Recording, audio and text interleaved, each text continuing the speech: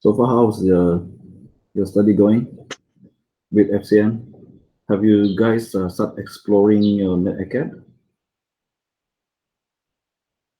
Oh, a bit. Yeah, get familiar. Yeah, good. Get familiar with it. I think for starting from next week, I will enable some of the chapter exams for you to try out the MCQ multiple choice questions they have online. Okay, get used to the interface, and also get used to the questions. Guess the questions at the end of the semester. Remember, we are going to have a session for the NetAcad final exam. That will enable you to get the remember to get the cert. We want to get the cert. Just the cert actually is quite good for your CV. All right. So I will record our session.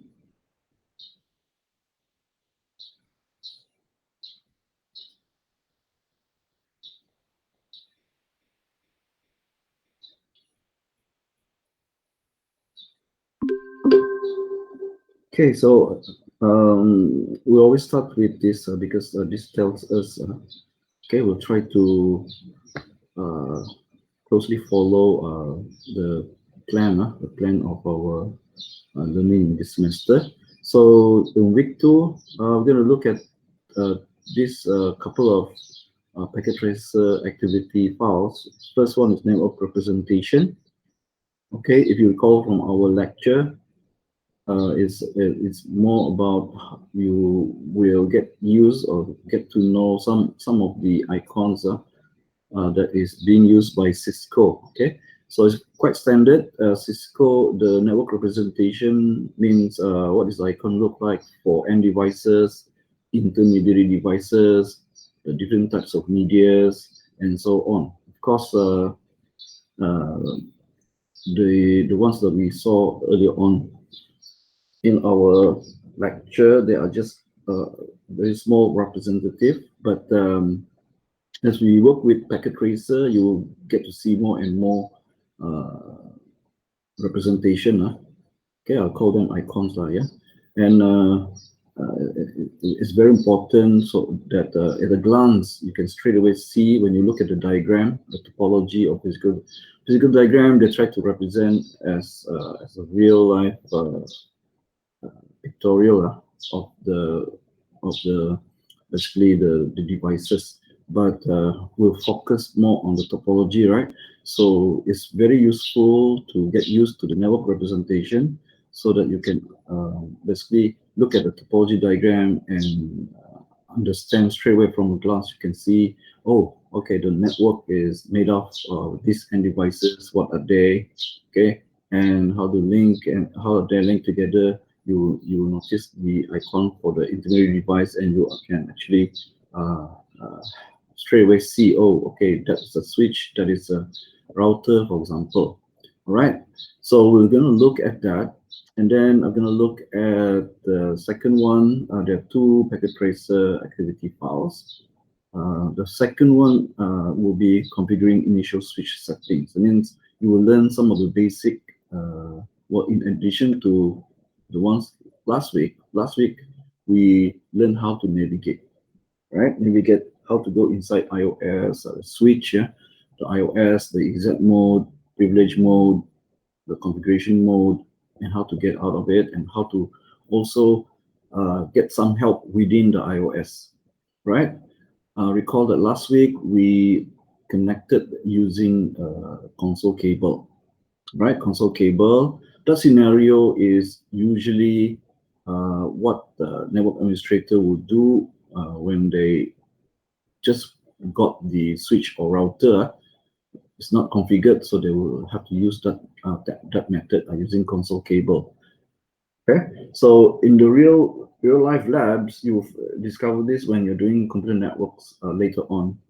You will have to do that the same thing on the real hardware as well. Okay, right. So in this configuring initial switch settings, we going to learn about a few or some iOS commands that basically, if you have a new switch, let's say it's not configured, what are the basic things that you need to configure on a switch. Okay, so before we start, just a little bit of recap. All right, so this is basically what we're going to do.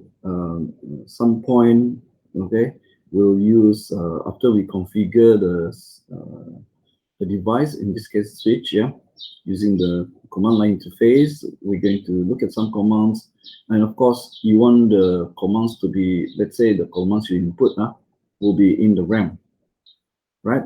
What happens is if you reset or switch off your switch, all those hard work you did, your configuration will be lost. So we'll also look at some iOS command to make those changes permanent.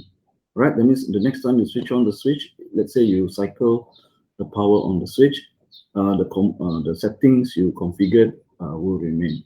Okay. Right. So this one configure and then verify connectivity. These two steps is usually go hand in hand.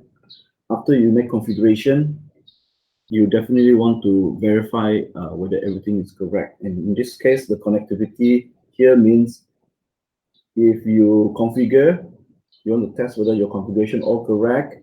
You want to make sure the network works. So basically, what we'll do is we'll try to see whether there's communication between one device to another device. All right. So if the device can communicate, that means everything is okay. Right? That's what we mean by verify connectivity. Right? So this is basically the high-level viewpoint of operating system usually. Yeah. Okay. So we know that as user, we cannot access the hardware directly. There's a level of abstraction between the hardware and the user, right? And usually, what we have in order to be able to manage and control the hardware is an operating system.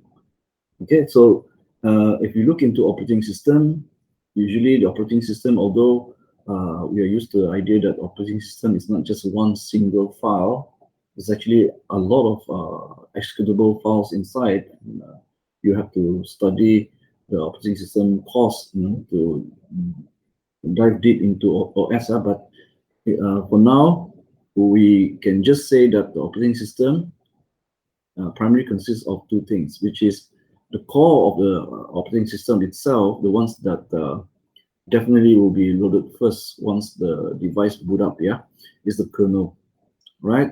It is actually the part of the OS that will be communicating directly with the hardware, all right?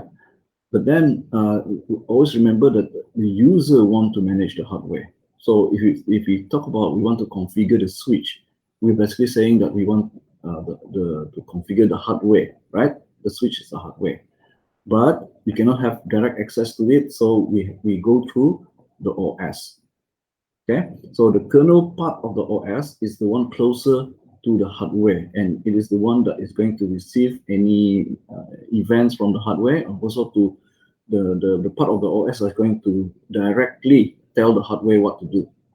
So then it's still left with the user. Right? The user does not have direct access to the kernel, right? So we provide another level of abstraction. Okay, so that level of abstraction is what we call shell. So the shell is usually consists of user interface. User interface is used by the operating system to accept commands from us, the user, and pass it along as system calls, yeah, to the kernel. And then the kernel will do the necessary things, right? And of course, it's a two-way communication. If the hardware wants to tell us something, right, then the hardware will interact with the kernel, and the kernel will pass to the shell. Now, the shell can be, there are two major way the shell provides us the interface. One is the more modern graphical user interface, right? But as we all know, graphical user interface is quite heavy, right? And if you provide too many options within a graphical user interface, it can get confusing. All right, I give you one example. If when you click on the control panel, right, in Windows, then Windows purposely give you a few options. Then if you want to access more, you can click an option there to ask to provide you more options, and suddenly you're provided with so many options.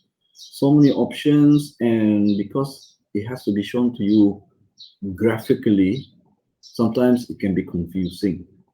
And also the workflow when you're using GUI, graphical user interface, when you're doing configuration, there's a lot of clicking, a lot of moving the mouse pointer. If you're using touchscreen, of course, it's more direct, but there's a lot of layers and levels you have to go to click certain options. Click, click, click, click, click here, and a lot of windows, right? So the interface of choice for system admin, not only because it's quite lightweight, because it's only text, right? And also you can string up commands, you can combine commands in terms of operating systems, is the command line interface, right? So the interface that Cisco devices provide to system administrators or network administrators is basically the command line interface, the CLI.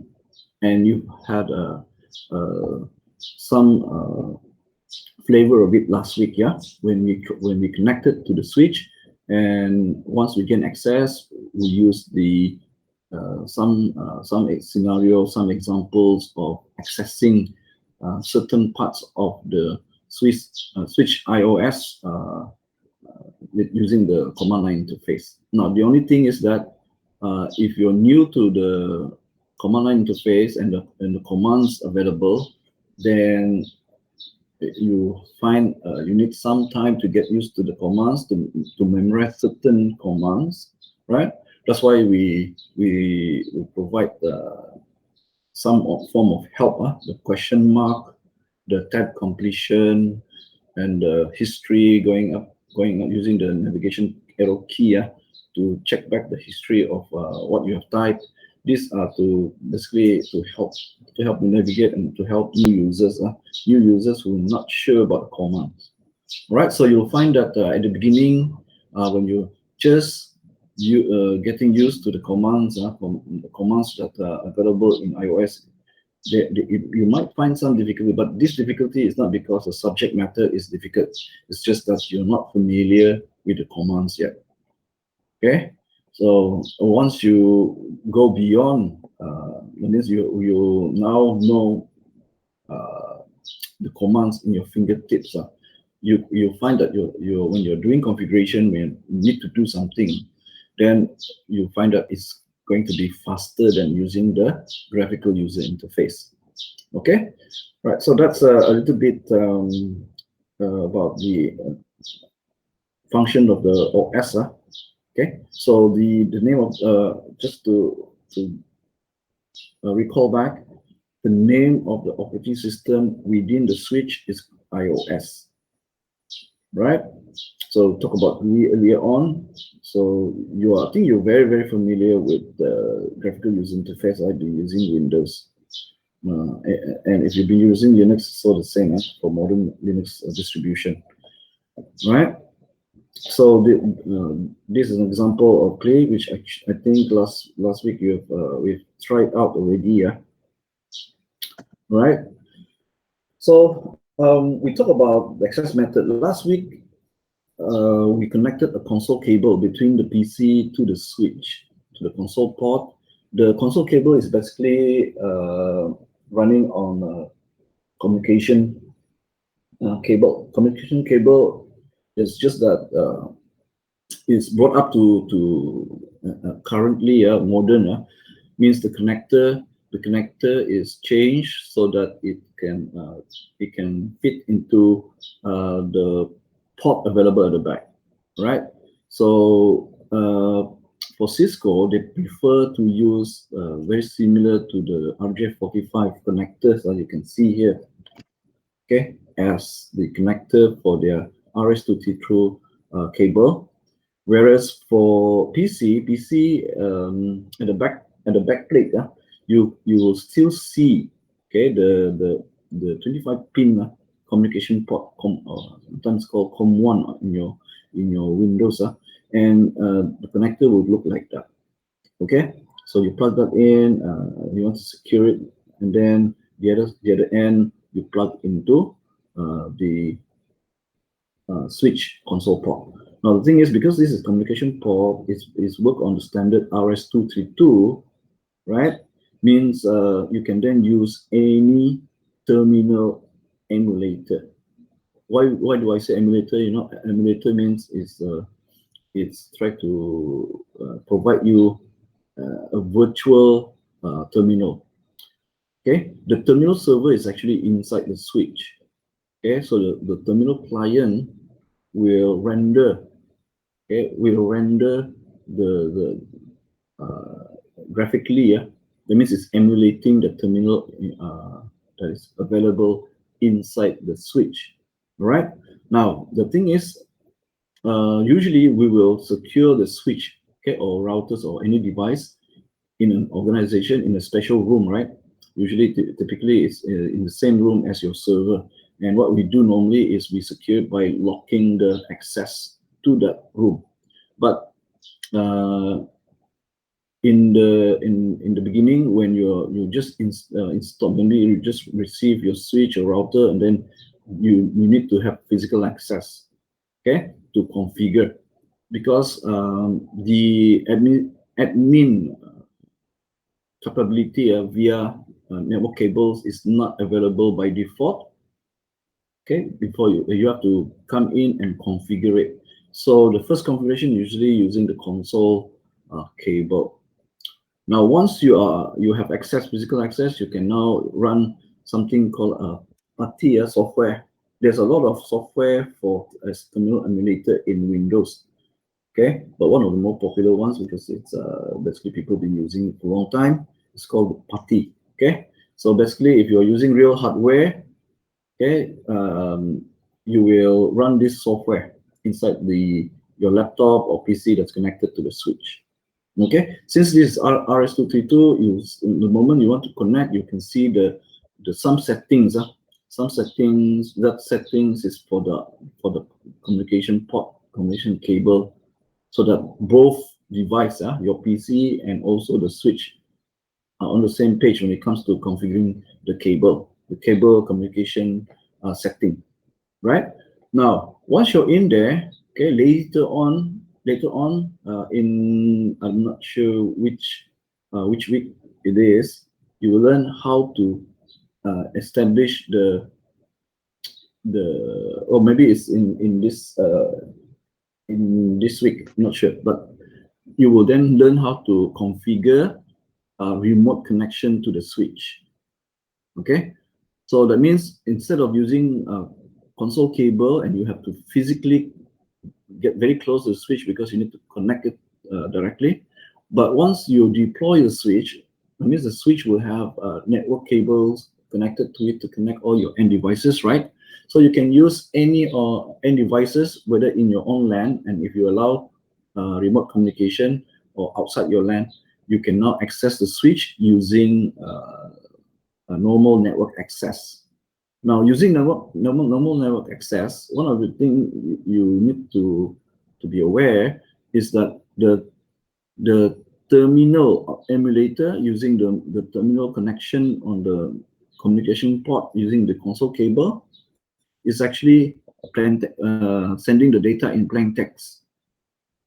Okay, so it's not secure, but it's okay if you have access physically to the.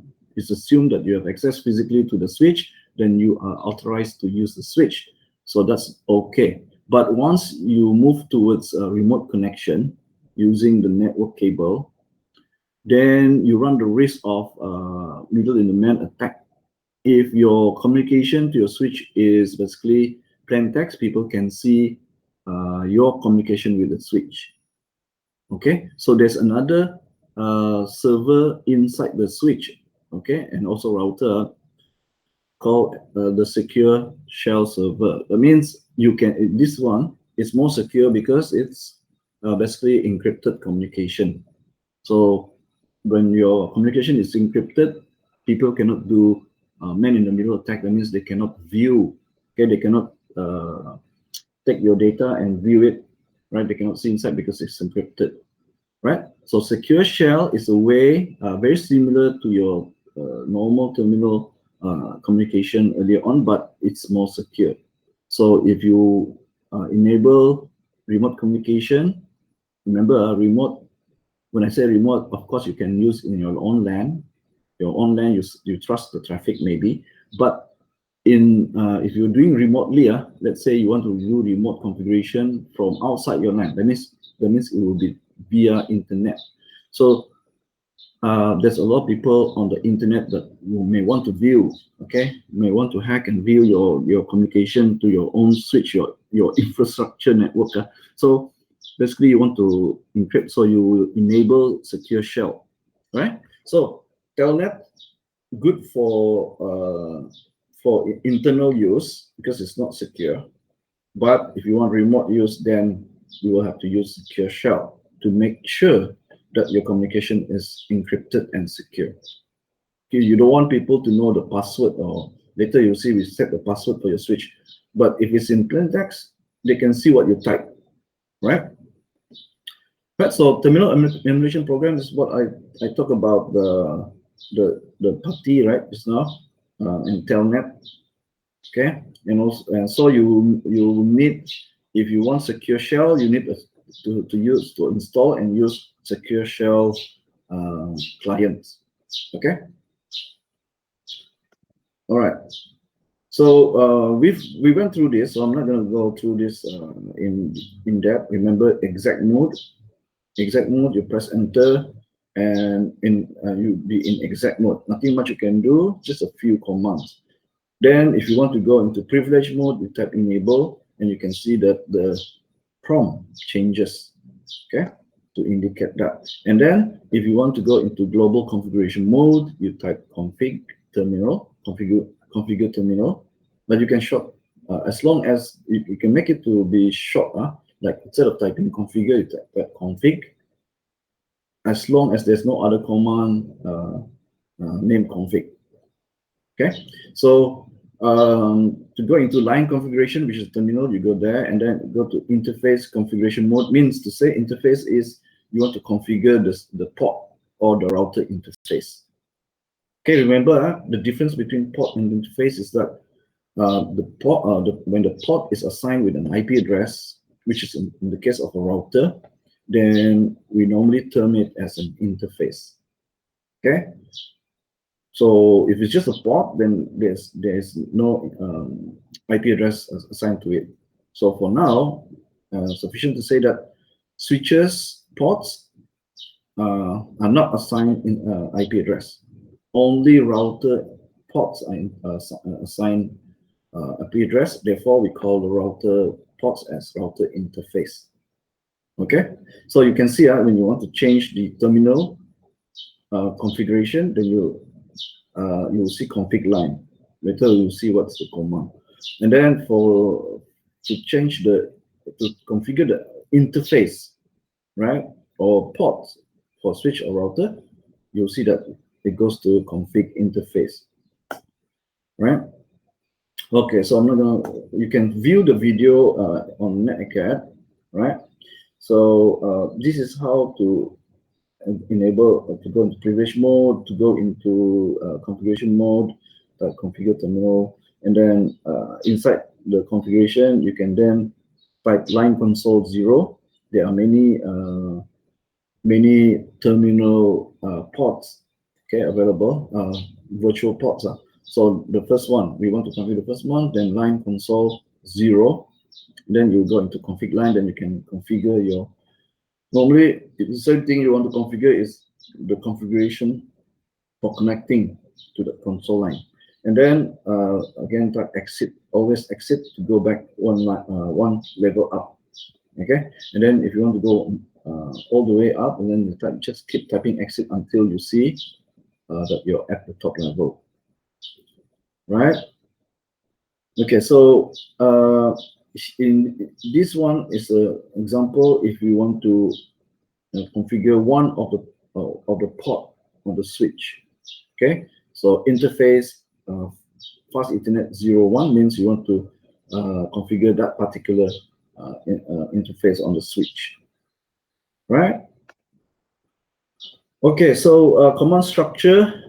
Okay, so that you this is in general when you type a command in the iOS, you type the command first at the prompt, and then you provide space to separate the command with the options of the command.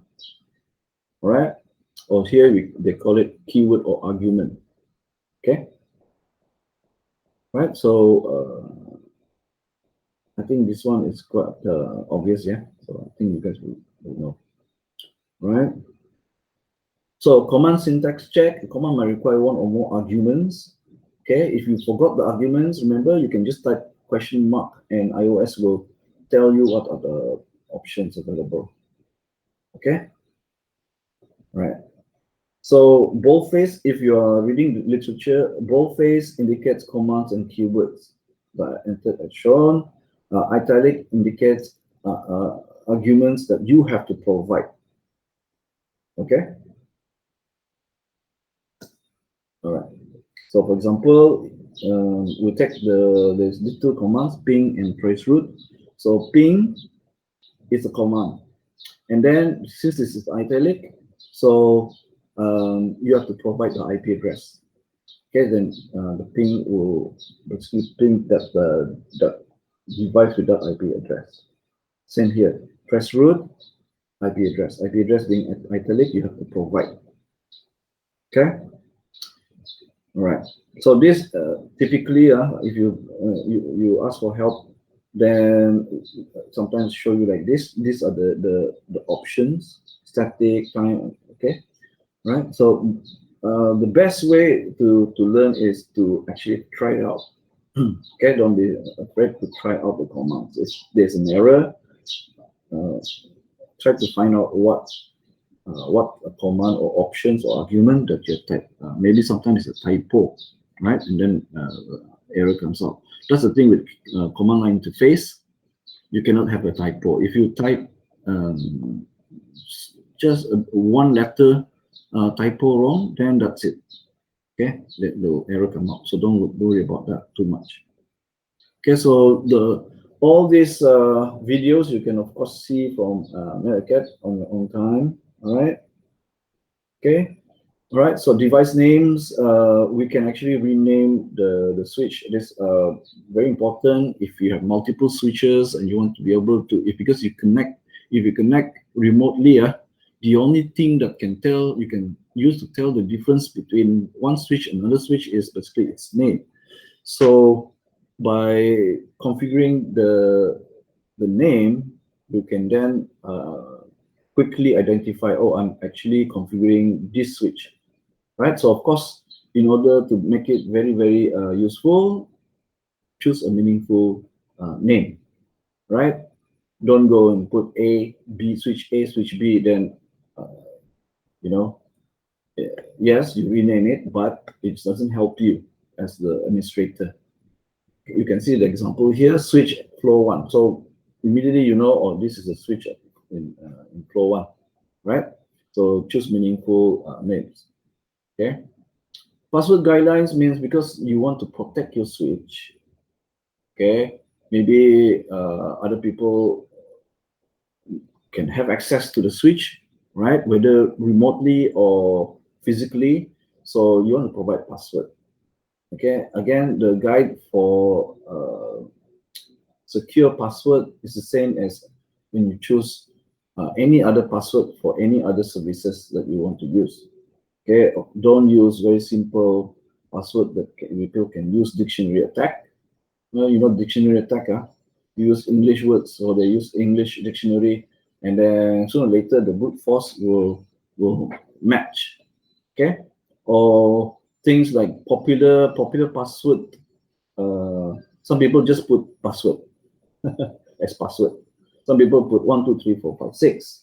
Yes, the reason being it's easy to remember, but it's not very secure, right?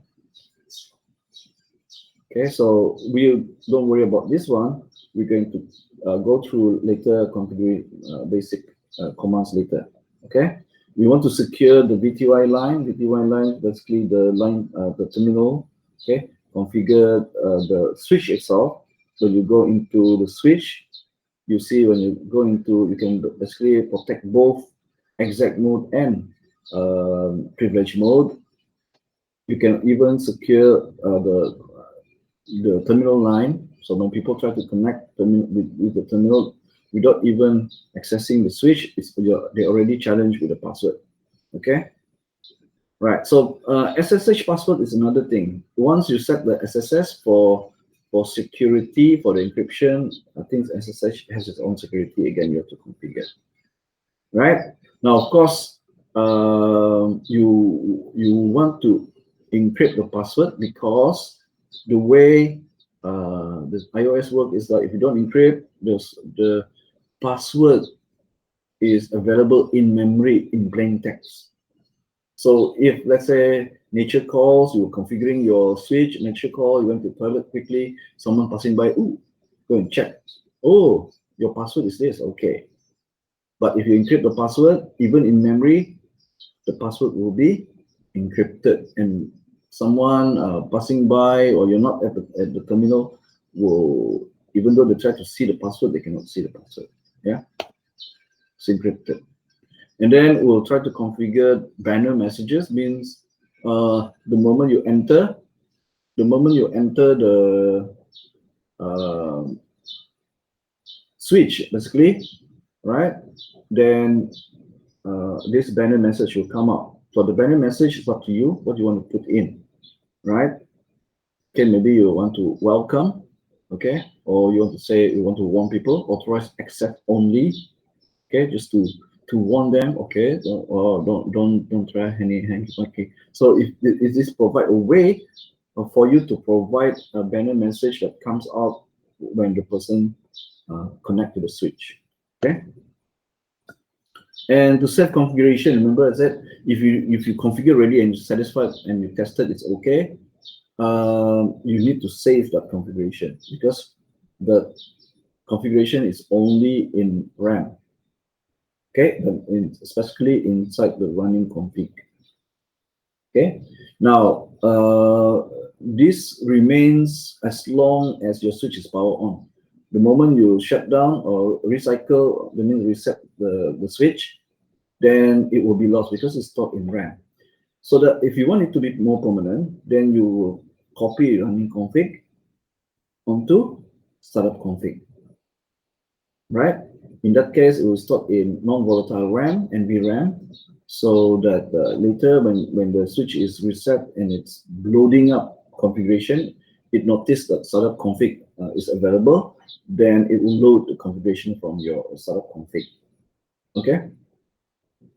So the command to perform the copy is copy running config to startup config.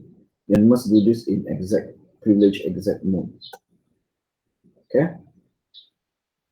So then maybe you want to instead you make change your mind. You say, I don't want the configuration. How can I reset it back? How can I get back like a default?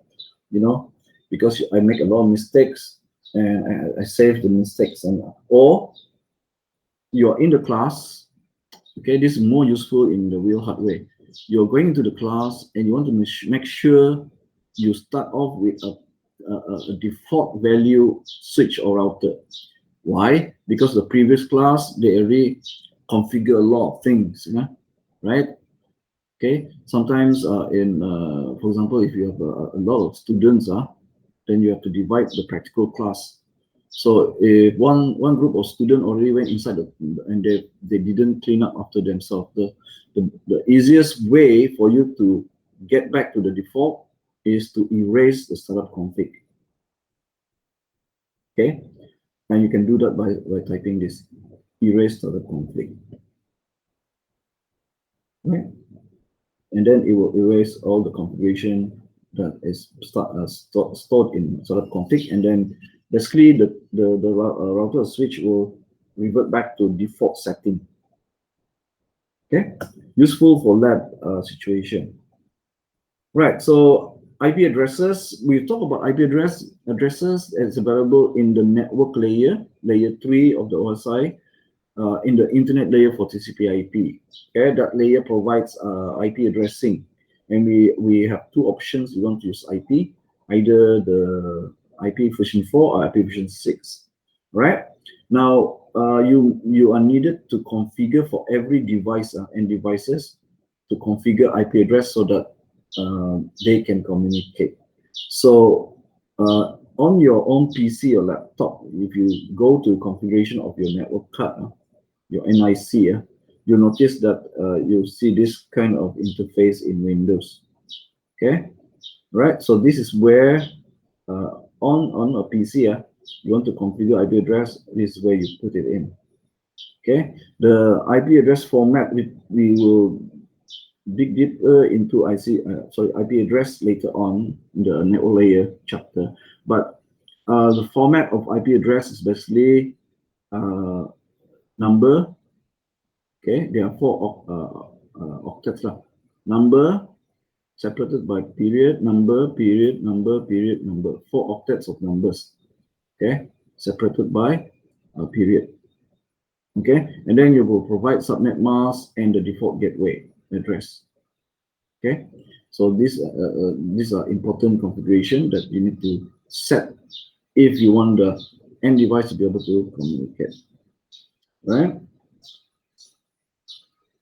So this is the version for IP version 6.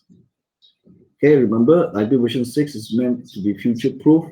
So you will see that IP version 6 address is 128 bits in length. Okay, more than IP version 4. IP version 4 is only 32 bit, whereas IP version 6 is 128 bits. Okay, if you want to know the range, as usual, if you want to know, the best is to use scientific here, because we're talking with bits, bits binary, 1 and 0. I think you're learning this is computer organization. So what you need to do is 2 power. If 128, no, let's do the 32 bit first. For 32 bit, the combination is about 4 billion. 4.2 billion, right? 4.3 billion. Now let's look at when we increase the bit to 128. That number, until you can see exponent, is basically undecillion. So that is so many that that some people are saying that okay, it's enough that every single person on planet Earth can have several IP address for their lifetime. Okay, and this is actually true because of the range of address. Of course, not all of these are host address. We'll see that IP version 6 also divide the IP address into network and host part, but it's still a lot of address compared to IP version 4. And that is why we are transitioning right now from IP version 4 to IP version 6. But the way it's written is different. Okay, instead of using decimal number, we are using hex number. Again, I think you're learning that right now with computer organization. Hex number and those hex stack, because hex number no longer 8-bit. So hex stack is separated by column. You'll see there are 2 other formats also equivalent to the column, but for now we'll look at that. Okay, right. So a little bit about that interface and ports. Okay, you'll see that you see here is some example. Next week we're going to look at this more in detail. So I'm going to talk about it now, right? Because we are looking at physical layer. We're going to look at that.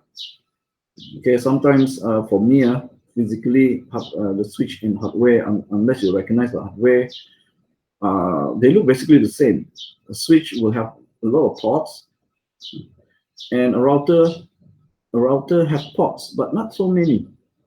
Okay, because routers connect networks, you don't have so many networks, but switch connects end devices. So you will see a lot of ports from the switch to connect, because the number of the ports usually translate to the number of devices you want to connect, right? And sometimes there's so many devices that you want to connect to the switch that you have a stack of switches connected together, right?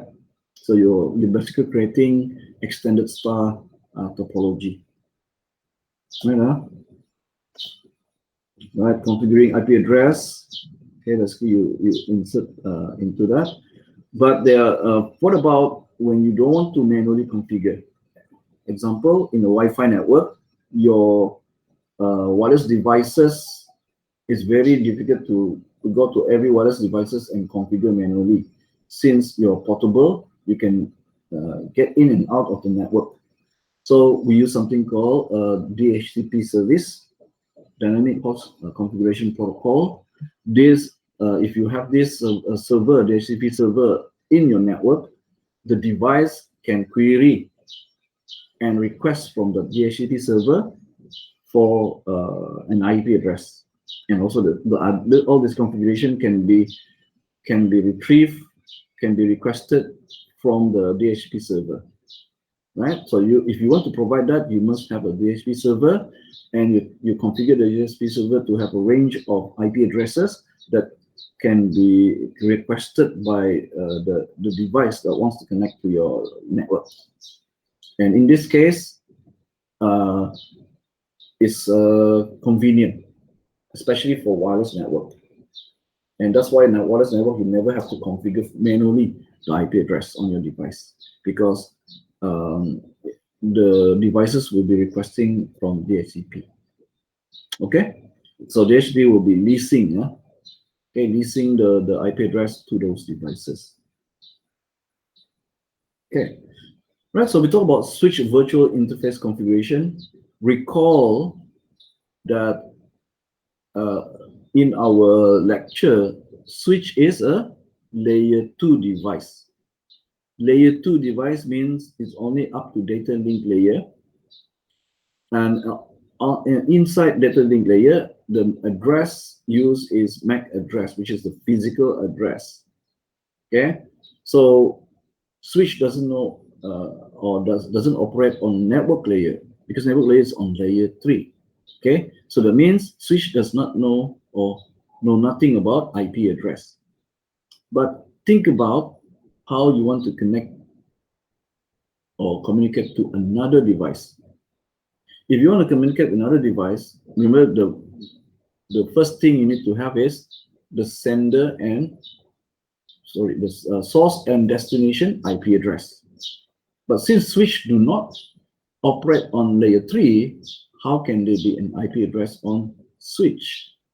Well, for Cisco, they understand this, but they know that you still want to connect remotely onto the switch, so they provide something called the SVI.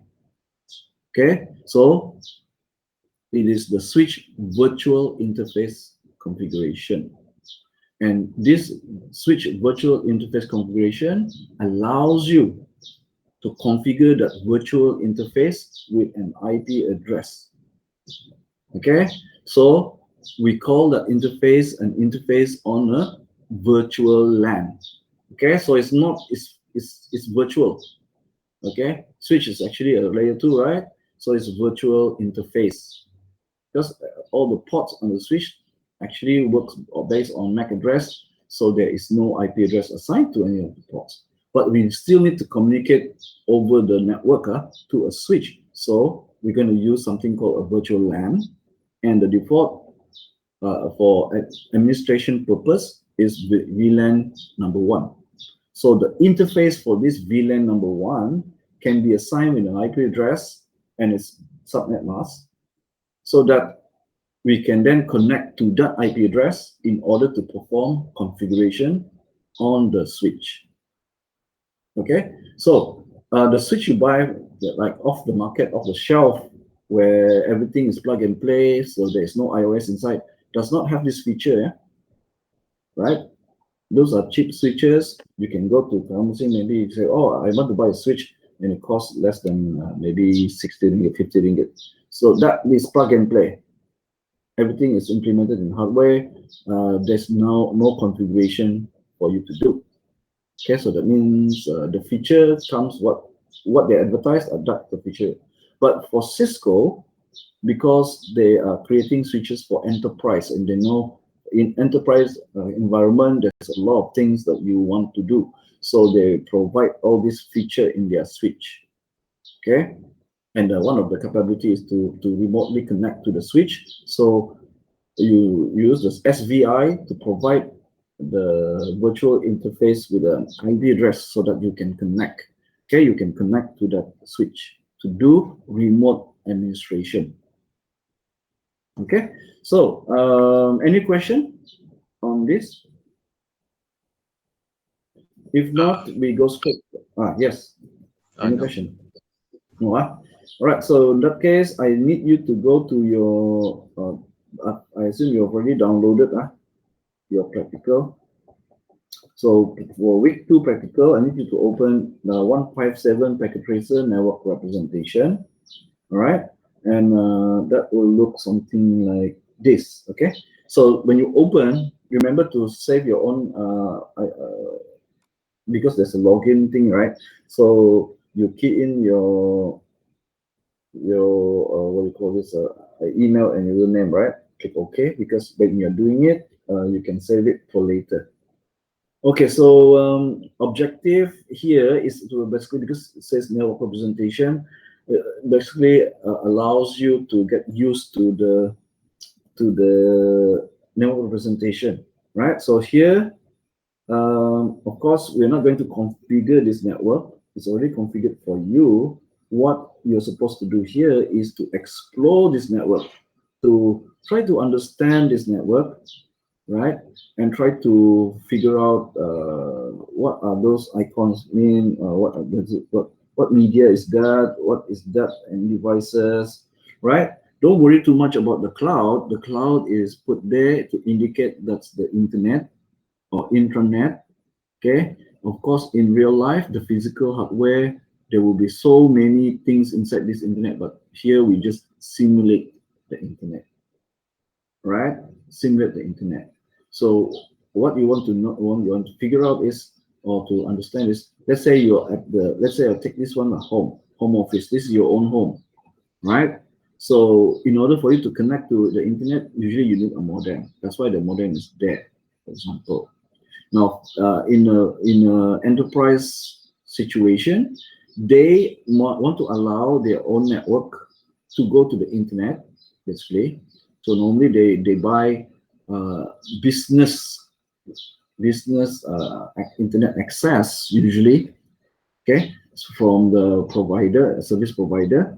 But at the same time, there's a scenario where the company, the enterprise, will also want to communicate between their HQ and their branches using their own lease line.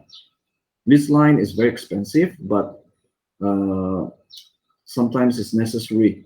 Okay, sometimes it's necessary for businesses to have, because lease line means you don't share the bandwidth with anybody else, you don't share the connection with anybody else, so it's liable to be more secure, right? And also the bandwidth you don't share with anybody else, so there's no congestion from sharing with other people. So basically that lease line belongs to your company only. Okay, of course it's expensive lah. Sometimes maybe cost up to 10, 20, 30K, depending on the speed of that lease line per month, yeah? Right, so here, as you investigate this topology, you will you can open up maybe a blank Microsoft Word for you to enter your answer, because there's a lot of question here. Step 1, you see identify common components of the network as represented in packet tracer. Okay, and then explain the purpose of the devices. You can see in packet tracer, only the server PT device can act as the server. So we know that here, when you go to end devices, here, this one, right? Server, right? So where am I? Okay, desktop or laptop PCs cannot act as server. That means if you want to play around with the packet tracer, you want to create your own network. Remember that the server, if you want the server, choose the server icon. If you want end devices, you can either choose desktop or laptop. So it cannot be a server. Why? Because of the services. Okay, services that the server provides. For example, if I go to click branch server, there is an extra tab called services, and here we can enable some of the more popular application services. For example, web server, HTTP, DHCP server, file transfer, trivial file transfer, DNS, and so on. Okay, so if you want to simulate this kind of services available on your network, then you need to choose branch. So this one, branch server. But if you go to a PC, there is no such tab, because typically desktop PCs or laptop are normal end devices. You can only do what the client do. So here under desktop, you can see some of the things you can do on the desktop PC, right? Okay, so that's what it's trying to tell us. Here, and then step 2B, for example, list at least 2 functions of intermediate device. Then you can answer that in your Word document. List at least 2 criteria for choosing a network media type. That means network media, you choose whether it's fiber optic cable or copper wire cable or wireless media. So just set the 2 criteria. I think all these are already covered in the lecture, so you'll be able to answer this no problem. Yeah. Compare and contrast blend of WAN. So you can see these are all theory questions, and some of them related to this, and trying to understand, because we already talked about some of the theory in the lecture. So here you can see actually the representation in the topology. Okay, and it's actually a working network here, right? Okay, so if the branch server, let's see, HTTP is off. What does it have? Let me see what service. So this service is not running. Okay, so let's say central server. Let's look at services. Also off. Okay, so it's not working. So let's say this branch server. Let me see, DNS working. It's on. So the branch server name is branch server.pt.pka. Let me enable the HTTP. Okay, so when it's already got index, so if you type the name of the branch server.pt.pka. Let's say I'm from sales and I'm running a web browser. There's my web browser here. So if I type in branch server, because I enabled the HTTP server, right? So be careful, typo pt.pka, and it works because I noticed the DNS is there. So that means even though I don't type the IP address, I type the domain name, it goes to DNS, it tells me, it returns back. I don't have to type branch server's IP address because it's already set in the DNS. So if I'm from sales, I type that branch server domain name, and then because the branch server HTTP is now switch on, then I can see the branch server web page, the index.html. Okay, so you can explore things like this. This actually work like in real, normally should work like in real scenario in the real network. Okay, so can I access from home desktop? Can I access my branch server web page? I can do the same thing. I can test it. I can come here, go to web browser, and then type the same. Hopefully, DNS is replicated somewhere. If I cannot access the DNS to access what's the IP address of the branch server, then this one will fail. Okay, so remotely, I cannot access. You can see from home, I cannot access it because of the inability for my home. Oh, okay, can. That means it's propagated. That means the branch server DNS is propagated through the gateway router here, through the internet, and down to my home desktop. So it just takes some time because it's simulated as if it's real. So even the pause as the services is being advertised is also simulated. So it takes some time. So I can access it as well, right? So you can test things like this, yeah, right? And answer the question, right? Now, challenge question. It says add an end device to the topology and connect it to one of the LANs with a media connection, right? So maybe at home you have a second PC or a second laptop, or you can choose wherever, connect it to the switch. And this is where you apply your theory that you learned in the lecture. So if I connect an end device to the switch, right? Which one is the switch? Do you recognize the icon? Okay, let's say I want to, if I at home, my switch is part of the all-in-one product. If I'm at central or HQ LAN, where's the switch? How many switches can I see? So this is where your skill of identifying, you consolidate. This is a switch, right?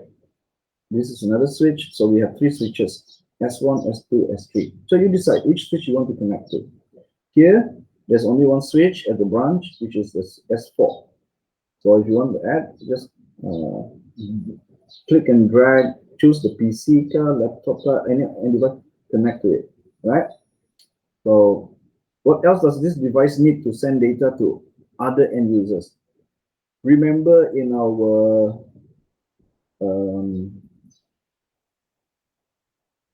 here, basic configuration, what do we need to configure for end device? Remember this one?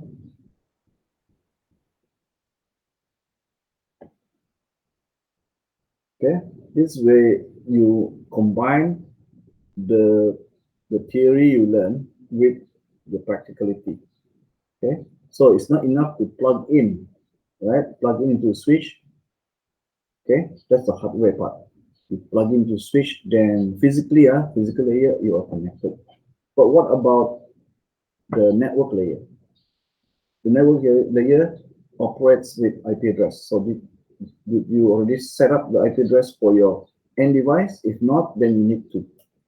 Okay, so you'll find during this course that you learn that you need to configure that, and you learn how to configure that.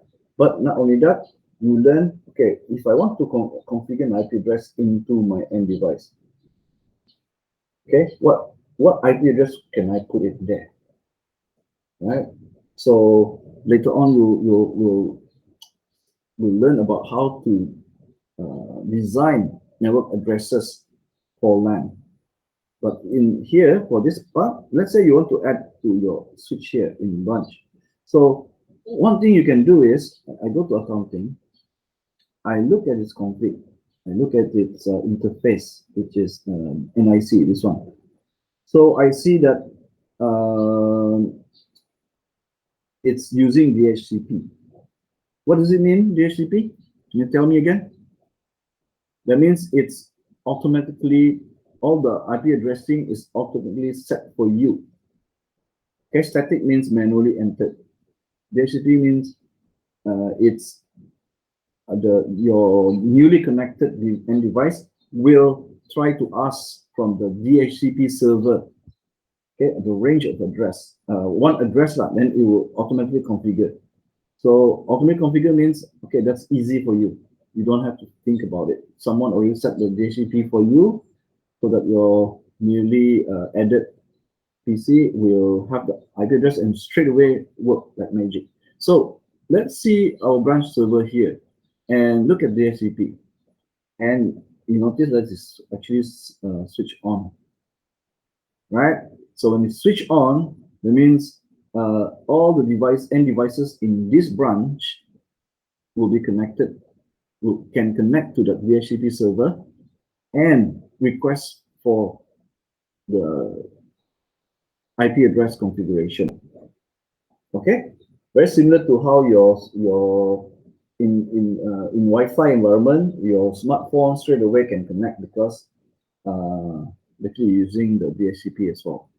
All right, so try to do the challenge question. You try to do this, answer as many as you can, I think, and then do the challenge question. Okay, you'll see that as you're doing it, as you're trying to figure out about what you're doing, actually it consolidates your theory with your practical knowledge. Okay, any questions so far? How do you answer? How do you answer?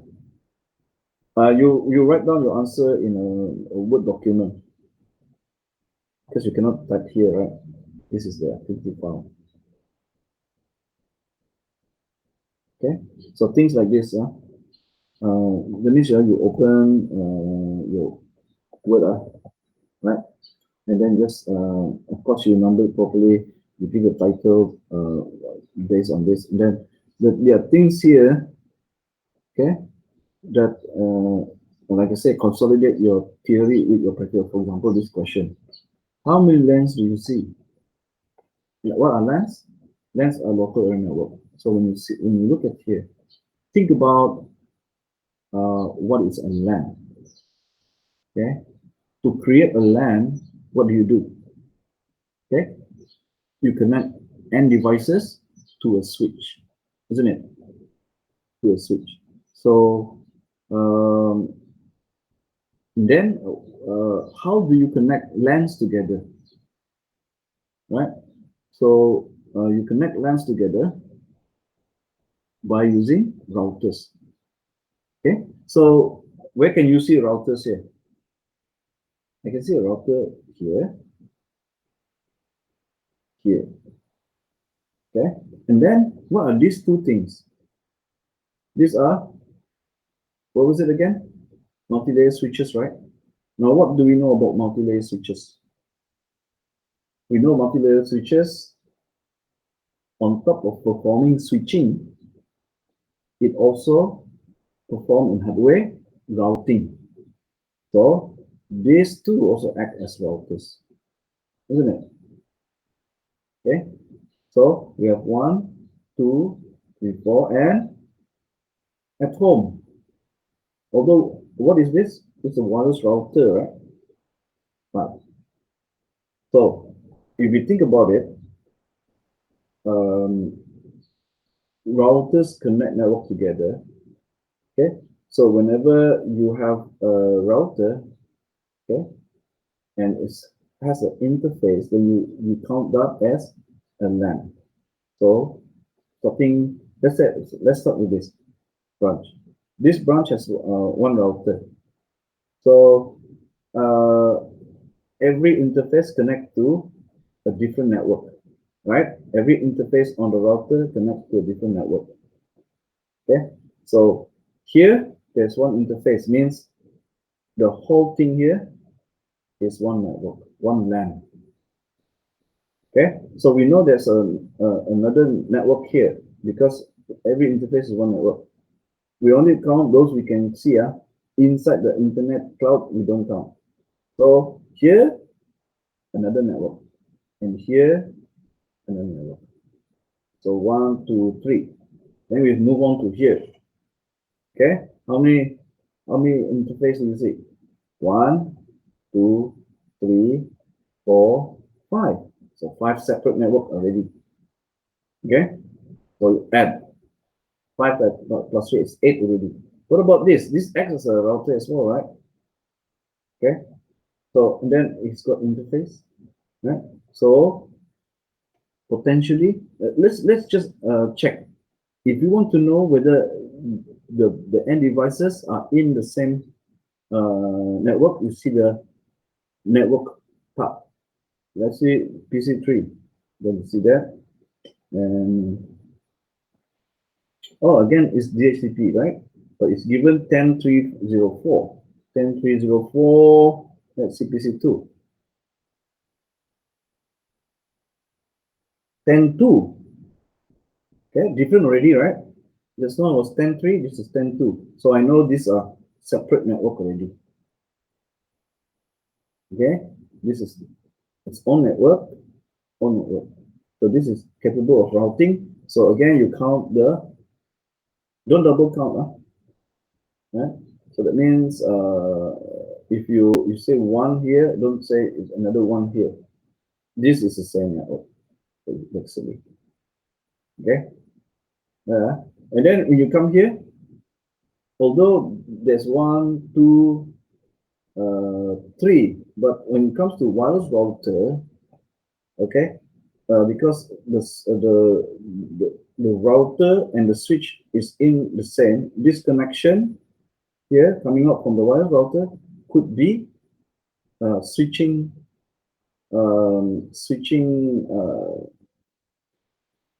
into port, not wire, not the same as the interface on the router, right? So the best way in this scenario at home is just to check the address. Is this one is static? There's no dhcp server in the home. It's statically put in 192.168.0. Okay, .0. So this one 192.168.0. Same. Tablet. Wireless. .0. Okay. .0 also. This one. .0 also. So they all have the same network address, meaning to say this is just one network, one LAN. Okay. So based on that, go through and check out. Try to see how many. Right. Okay. So okay, you continue doing that. Okay. If you don't, just remember, whenever you don't have enough time during the practical to complete your packet tracer, you can continue, save it. That's why I asked you to give your own name. Save it, and then you can do it as homework as well. Now I want to move on to this one. Okay, later, so if you can finish quick, then you can start doing on your own. Right. So very simple network this one, because we want to learn how to configure the switch. Okay. Right. So we have two PCs, two switches, and the switch also connect to each other. So let's go and see configure initial switch settings. Right. It says verify the objective, verify the default switch configuration, configure a basic switch configuration, configure a message of the day banner. Okay. MOTD is message of the day banner. And then we want to save configuration files to the non-volatile RAM and DRAM, and then configure the same thing for switch number 2. Okay, in this activity, you will perform basic switch configuration tasks. You will secure access to the command line interface and console ports using encrypted and plain text password. That means first you set the password, then we check that it's not secure, then we encrypt it to make it more secure. You will also learn how to configure messages for users logging into the switch. This is the banner message, right?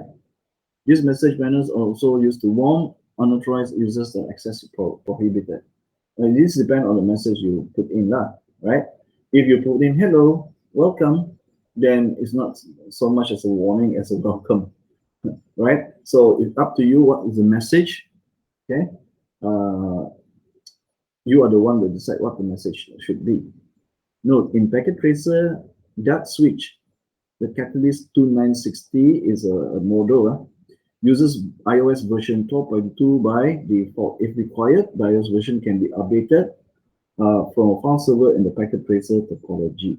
The switch can then be configured to boot to iOS version 15 if that version is required. So there are, like an operating system, other operating system, iOS can be updated to the latest version. Depending on the features you require, okay, then you can basically saying that you can update, okay, update the firmware inside where it has the OS, right? Okay, so let's look at verifying the default switch configuration. Enter privilege mode. Now, it will be better if you do it together, then you can do the switch 2 on your own, right? Enter S1 and here it says enter, okay? Let's try. Yes, it's already, all the other things already brought off. We are now able to do the cheating way of configuring our switch, because in the real world, remember, you cannot simply click on the switch, right? But because it's a simulator, you are allowed to do that. Okay, so here we don't want to be realistic. We just want to access the command line interface of switch 1. So when you're here, okay, make sure you're inside. Okay, your cursor is inside. Press enter, and you're in exec mode. Right. So again, we want to be able to do the configuration while we're looking at so divide your screen. Yeah. Now, when you're inside the key here in the exec mode, go into privilege mode by typing enable. Type enable, go in. All right. So if you don't like I think you can change from here options. Okay, so let me just check font. Okay, right. So router, you can change from Korean new for the CLI and to something else. Oh no, sorry. Maybe make it bigger. Okay, you can change. They don't actually support more than Korean new. All right, never mind. But then you can actually adjust this one. If it's too small for your screen, you can adjust the size of the font. Okay, so adjust as you need. Right. So for me, I think I'm all right. But can you see? If not, I can. If you want to see, I can zoom in now. Huh? Where is it?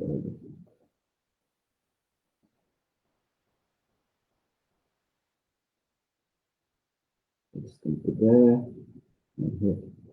Right. Okay. So you can see here. I'll try to zoom time to time. So enable, you go into that mode. Okay. That privilege mode. Now we go down with step 1. Step 2, examine the current switch configuration. Remember, the current switch configuration is stored in RAM. Okay, and the file name is running config. So type show running config. Okay, I use tab completion. And I don't type that fast, but I use tab completion. When you press enter, you can see all the configuration, right? Here, right? And then it says more. More means there are more than one page worth of configuration. So if you want line by line to be shown, press enter, enter, enter, or if you want page by page, press spacebar. Then I'm going to press spacebar. And you can see there's more configuration, more configuration. Okay, for doing troubleshooting, you will do this a lot. So when you want it, okay, right? So done. Okay, so you do that while skimming through all those information just now. Find out the answer to this. Again, you open another different Word document, name it accordingly, and then how many fast Ethernet interface does the switch have? How many gigabit Ethernet interface does the switch have? Okay, this is, you can see here, fast Ethernet, you count how many, or you can look at that. And then gigabit, how many? What is the range of values shown for VTY? Range of values. Okay. Which command will display the current contents of non-volatile random access memory? Okay, so if the RAM content is running config, what is the NVRAM content? Recall this one. Saving from RAM to NVRAM. What was the name of the file? Do you recall?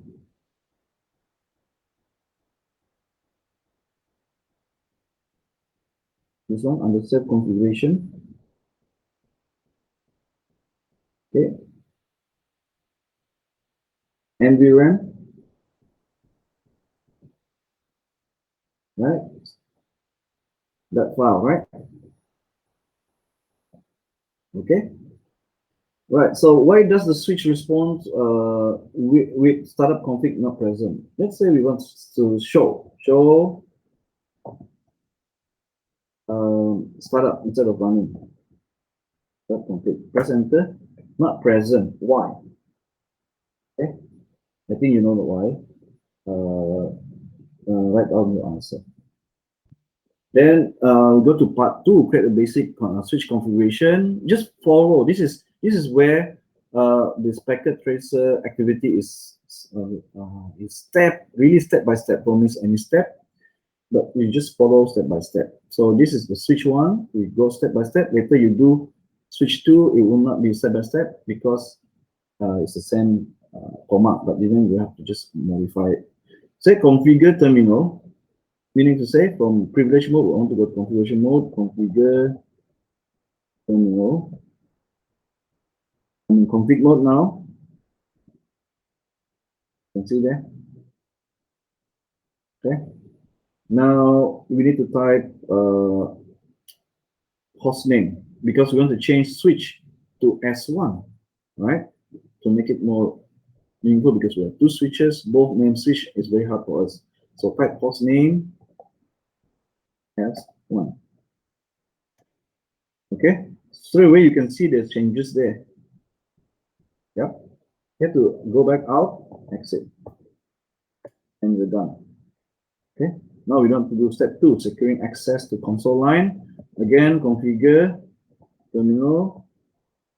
Now I want to secure the line, right?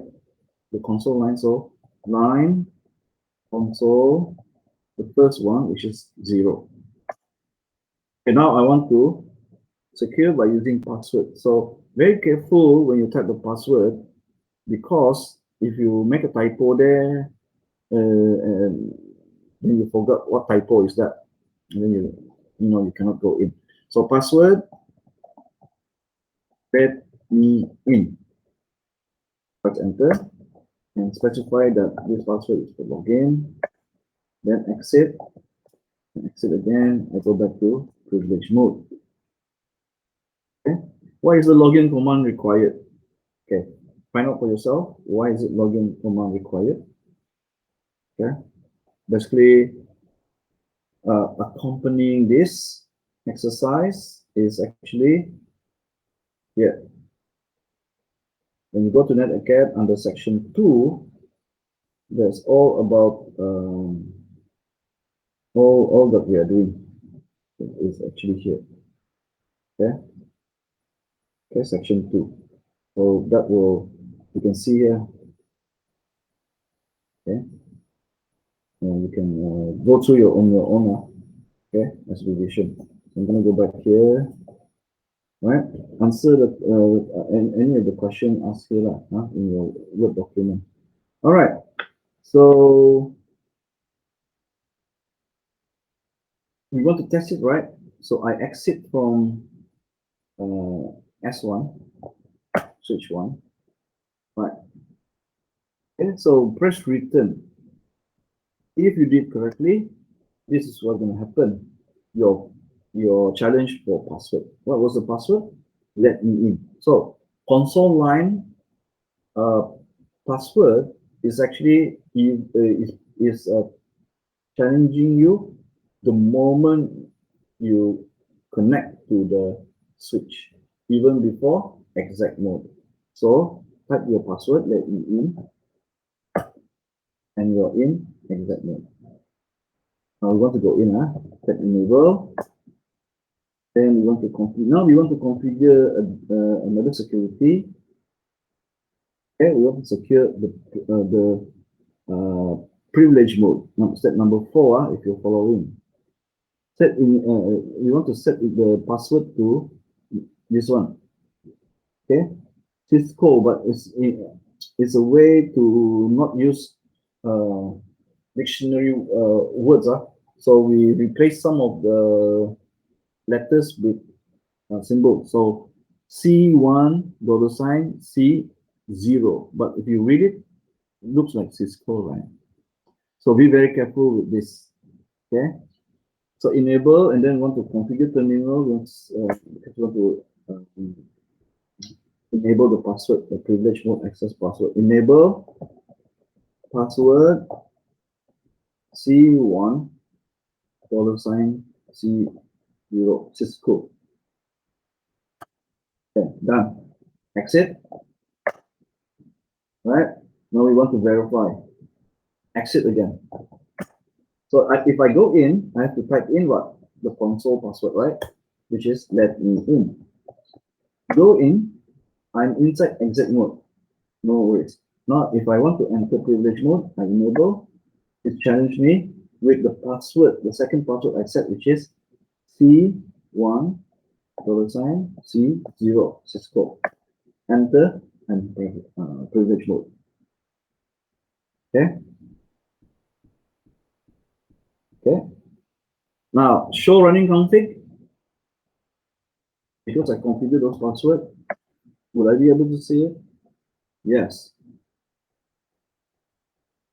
Enable password Cisco is there. And in plain text, this is what I mean. It's not very secure because if someone knows iOS command, you emergency go toilet, and someone pass by and it's not logged out, they can just type show config and running config, and then you can see that. Right? Not very secure, right?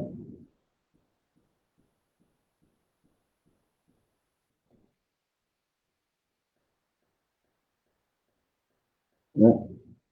So we want to configure an encrypted password. We want to encrypt that. So again, Q to click very quickly, config terminal. Now you start to see the command like config T. That is still configure terminal. But because there is no other command called configure, even though you shortcut to config, so packet tracer understand that, iOS understand that. And after you type config or configure, there's no other command starting with T except terminal, so you can get away with config T. So it's similar to typing configure terminal, but it's faster. Right? Now you want to encrypt, and the command is enable secret. It's secret. So now you're creating it's a secret. Okay, so you're creating a new encrypted secret password. Okay, so it's a secret. Okay, make sure no typo. Okay, exit. All right, so enable secret password command is now overwrite your enable password. Okay, if you have already entered the first one and then you enter the enable secret, when you're logging in, you have to use the enable secret. So password, which is it's a secret. Okay, so now if we show running config, okay, we have that. You see, there is the Cisco password. There's also the encrypted password. But which one will be asked? Right? Okay. So it says there asking you, what is the type of enable secret password? That. Why is it different? Well, we know it's encrypted, right? That's why it's showing the encrypted version of our password. Okay. So we want to, let's say, we want to, and then it will override the enable password. That means instead of Cisco, you right? Step 8, encrypt the enable and console password. That means the enable is the from the exec to the privilege mode, right? And the console password itself, we're going to encrypt it. So config terminal again.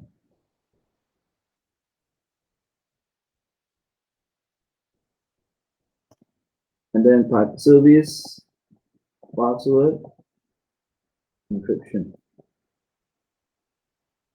Exit. Right? If you configure any more password on the switch, will they be displayed in the configuration file as plain text or in encrypted form? Explain. Right? Okay. Answer yourself that one. Part 3, configure a message of the day banner. So I'm going to type config T because you want to configure the banner. So type the command banner MOTD. Now this, the string for the message must be enclosed within double quote. This is a secure system. Authorize access only. Press enter. Exit. When will this banner be displayed? What do you think? As we learned from the previous slides, it will be displayed as you connect to your switch, isn't it? Right? And why should every switch have an MOTD or message of the day banner? Well, it's a way to standardize and also to recognize which switch. Sometimes you say you can put a warning there, but sometimes you can, with the warning you can also give a little more description about that switch. Okay, so it's up to you as a system or network administrator whether you want to use the banner as a way to scare people off or as also a help to you. Sometimes we have more than one administrator, or as a way to identify the devices also can. It's up to you, right? Okay, so now we have made all those changes. Part 4, we want to learn how to save and verify that configuration files is commonly saved in the non-volatile RAM or NVRAM. So the command is to copy, right? Copy from the RAM, which is running config, to the other config, which is in NVRAM. Press enter. Pick yes, default startup config, and then okay, done. What is the shortest abbreviated version of copy running config? That one you have to try. Copy, still identify as run, start. Will it still work? Yes, still work. So you try to see which is the shortest. This is short, but is there any more shorter? You can try out. Which command will display the contents of NVRAM? Show, right? Show. What's in NVRAM?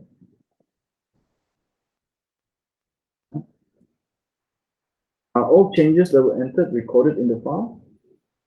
You compare. You show running config, you show startup config.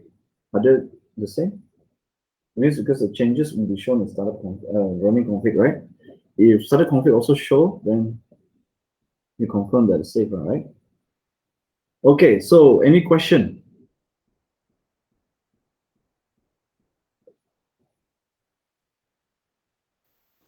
Any questions so far? No? All right, so now it's your turn. Okay. Yeah, for part 5, you will configure. Okay, the configuration commands are exactly the same as the S1 for the switch 1, right? Here, and typically some of the packet tracer activity files, when they assume that you already know the command, they will just give something like this. Okay, So it says, okay, the switch device name should be S2. Then you find out from the previous commands how to set the device name to S2. Okay, I give you that one now. Huh? It's host name, right? Okay, so go into switch 2, go into exact privilege and config terminal, then issue the command host name S2, you change the device name. So then continue BCDE. All these commands are available for switch 1 already. Yeah. Okay. All right. So completion. Look at the completion. You can check completion. Okay. Let's check. Here. Right. Okay. So far we've done all for switch 1. All correct. As you do for switch 2, you'll notice that this all will start to tick, tick, tick, tick, tick. Okay, if you complete everything, then you should get the completion rate 100%. Should be like now it's 50%, right? If you do switch 2, it will be 100%. Okay, so I'm gonna stop recording now. And can you use the remaining time to do the packet tracer and on for the switch 2? Is that okay, everyone? Okay. Yeah? Okay, any question? I'm Okay. monitoring, Any question? Just I raise up. I couldn't really keep up. Okay, it's all right because it's step by step, isn't it? If you have any question about which step you're not sure, you can ask me now. Which part, Kelvin? Thing is, yeah, this one. Right?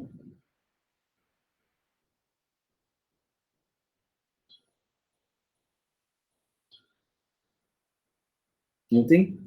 Maybe while you're doing S2, okay, as you doing, then if you encounter anything, let me know. Will that be all right? Kelvin, is that okay?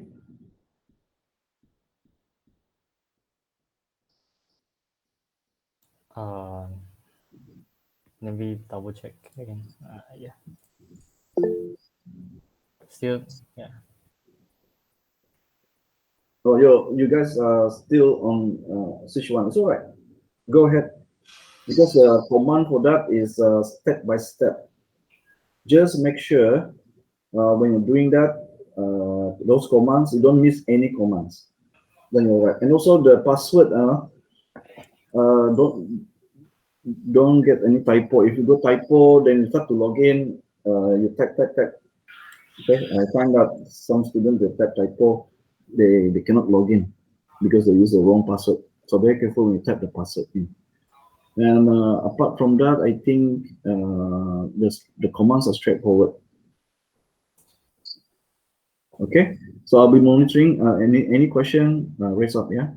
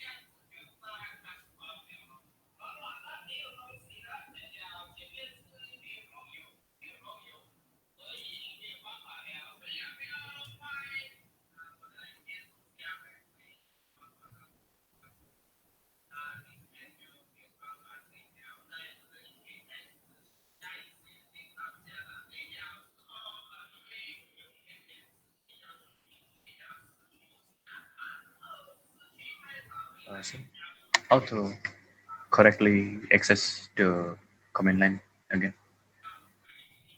from the PC one.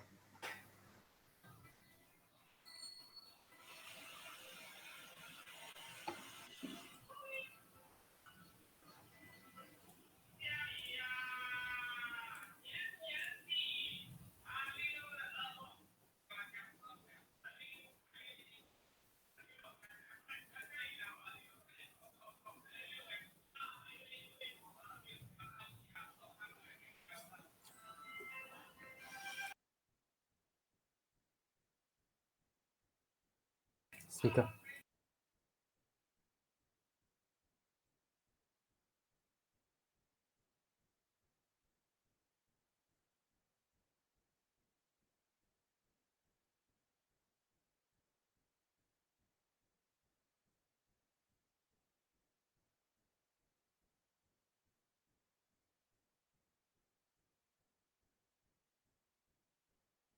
Oh,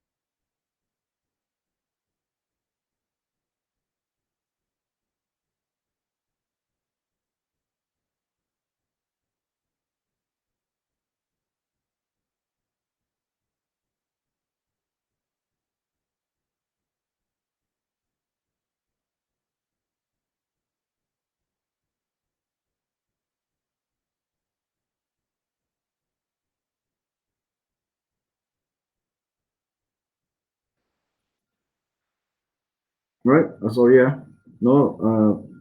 In the real life, the to connect to the key in a switch in the real world, and also the typical way is you will get a console cable, connect to the RS-232 port of your COM port of your PC, and then the other end connect to the switch console port. Then you use terminal on the PC, then you can access, okay, the switch key, right? But in this packet tracer, okay, because they want you to focus on the configuration instead, right? They allow you to click on the switch straight away. The key is available. oh, Yeah. okay. Yeah. Yeah. But this in the real world, this is not how you do the connectivity, right? You understand? We cannot simply click on the switch. But in this packet tracer activity, they did not disable the key tab on the switch. So click on it, then you are in the key for the switch 2, right? Okay, so then once you're here, press, make sure your cursor is inside the key, press enter, you're in exec mode. Okay, press enable, you're in privilege mode. To go into configure, config, terminal, then you're in configuration mode. All right, go out, again exit. So the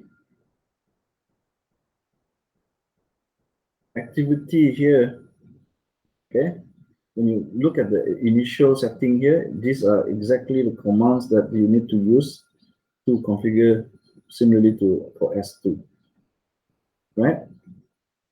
Okay, so and these commands are step-by-step commands. Okay, so if you're still doing on switch 1, okay, continue, right? Continue here, and then after that you will need to configure switch 2, okay. But with this kind of parameters, of course, switch 2 you want to put hostname as S2 instead of S1, okay. But the command is still the same, right? To configure the switch hostname, use this command. Configure terminal and then hostname. But instead of S1, S2, and then that's it. You'll notice that become S2 already.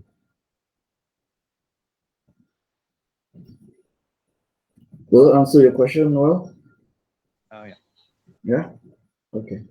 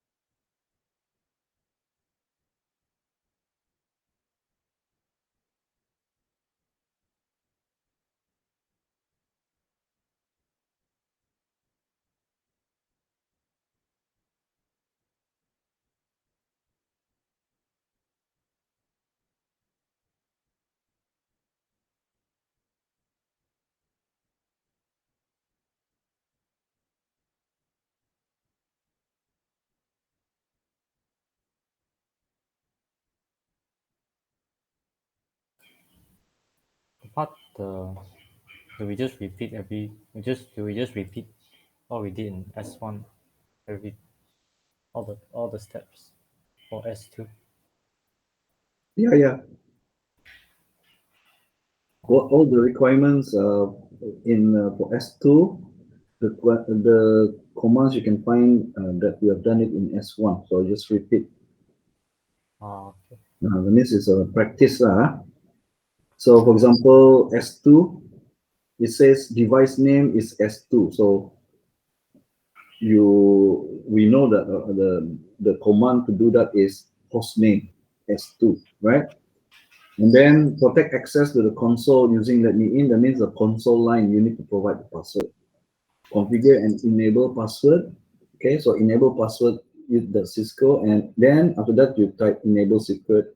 It's a secret. So basically it's a repeat of what we did for S1. Then configure an appropriate message, means the message of the day banner, right? The appropriate message, up to you lah, up to you what you want to put in. Just say appropriate message. Okay. So that means put yourself as a node administrator. What message do you want other people to see if they try to go into the switch, right? Then encrypt all plain text word. That means the service password and service encrypt password, right? Password encryption, right? That's a command for encrypting all plain text password. Okay, ensure that the configuration is correct. Means what? You basically want to see the configuration. So type the show running config, because all the configuration is stored in running config for S2. To save, right, means copy, right? Copy running config to startup config, because the startup config is the name of the file that is stored in NVRAM, non-volatile RAM. So you might want to copy running config, which is in RAM, into startup config, which is in NVRAM. And then you're done. Okay, so basically all the commands that we have done in S1. Does that answer your question, Kelvin? Oh yeah, thanks.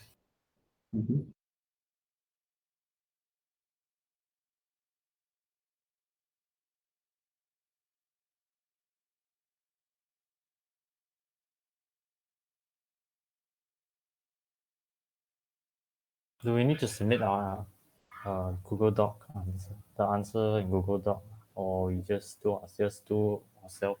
No need submit. Yeah, when you submit the packet tracer, you can submit the Word document together. Huh? We need to submit the packet tracer also. Yeah. Let me see. Did I open up the submission? Actually, let me just check. Yeah.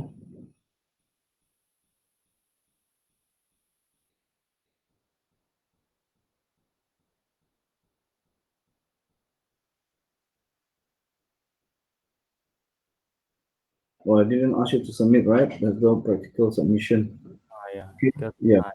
my Right. answer So yeah. maybe answer don't know. I get it wrong, or I don't know how to get the answer.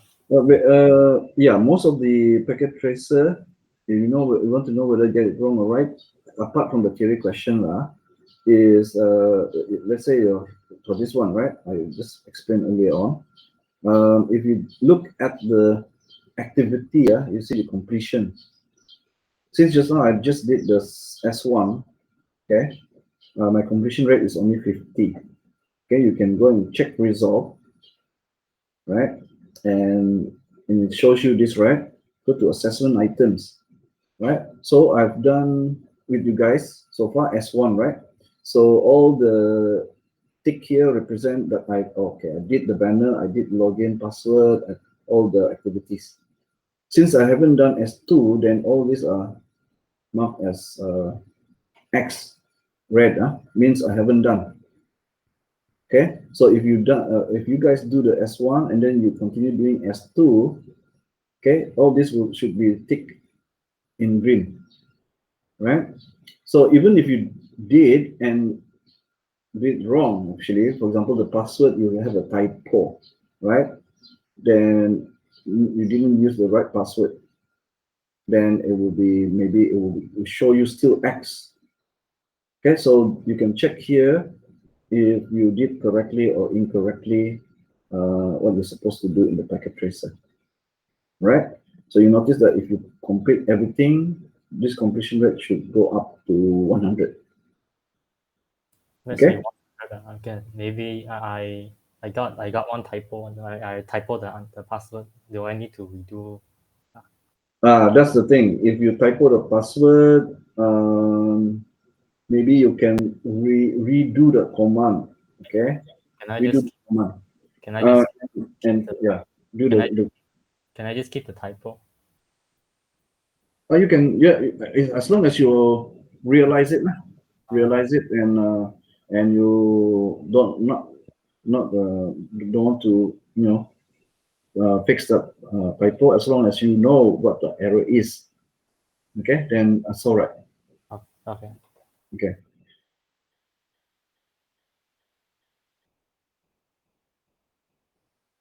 All right. So whether you submit or not for the packet tracer, actually, the packet tracer will correct it.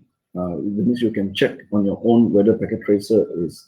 More importantly, if there is no completion, that means some of the commands you're not sure how to do, then you find out how to do, whether you do it on your own or you ask from me.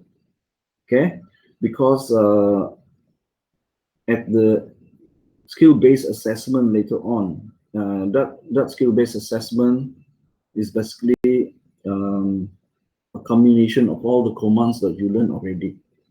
Okay, not all of the commands will be tested, but some of the commands will be tested, right? So that means you need to basically maybe either configure or troubleshoot a network. So that means in order to do that, you must know how to use the iOS commands, right? So if you do the packet tracer, basically you know about the commands, you know how to use the commands. So hopefully by the time you're doing the SBA, the skill-based assessment, then you should have no problems knowing which command to use for which situation, right? So these practical exercises basically teach you how to configure, how to troubleshoot Cisco devices. For this course, we focus more on the switch, okay, and a little bit on the router, okay. But later on, when you take the computer networks class, then the focus shift to more on routers, okay, and creating segments, so on lah, more advanced topics, okay. But in computer networks, okay, hopefully by then we are allowed to go back to campus and use the real hardware, okay. So that means you'll be what commands you're typing now in the command line interface in the simulator packet tracer, okay, you will then do on the real hardware, okay, on the real hardware, switches and routers from Cisco, okay. So by the time you finish your degree, because after computer networks, you take the next one, which is the advanced computer network.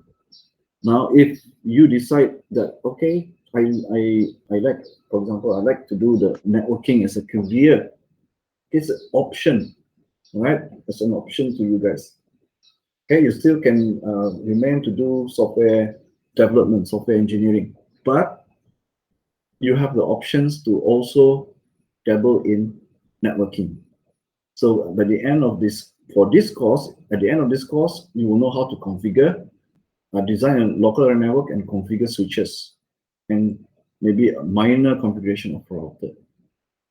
At the end of the entire degree, you have the chance to go and sit for CCNA, which is a Cisco certified network associate. Okay, that is a very good set for networking professional. Even if you're doing software development, it wouldn't hurt to have it in your CV. So basically, you will be a networking expert, right? Okay. So the focus will be on doing the configuration on the Cisco, because you will need this later on. All these skills on using the command line interface on the switches and on routers and configuring will be used again in computer networks. And by that time, all these basic commands will be assumed that you know how to use. Okay.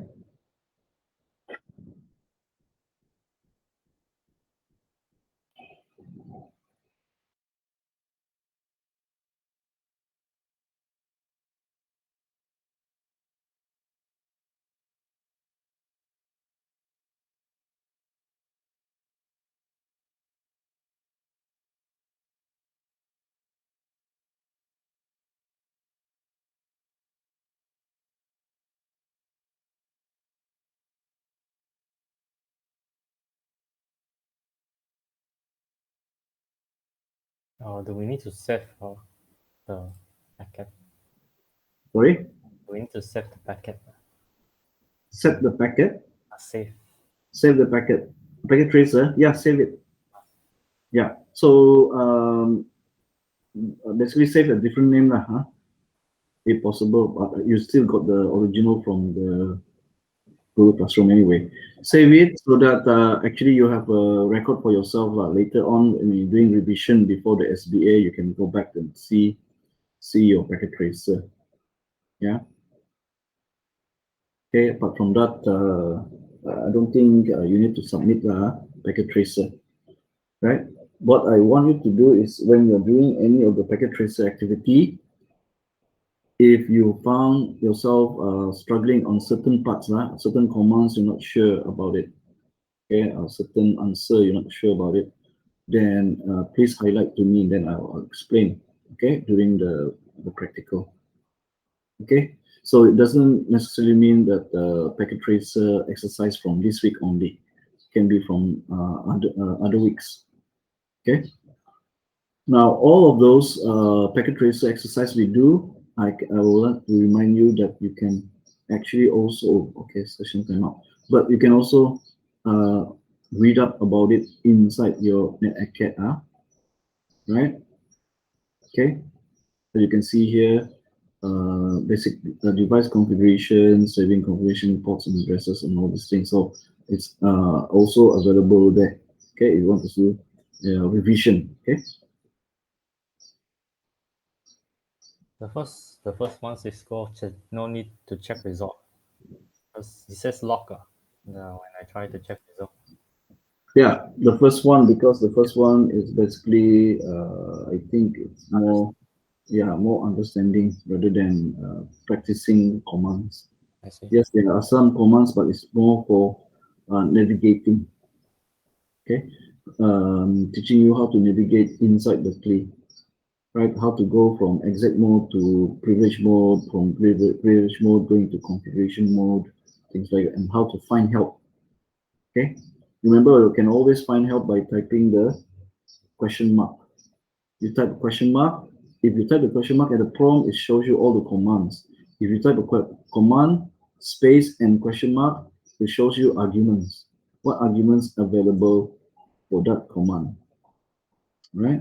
So it's a way for you to find help inside the command line interface.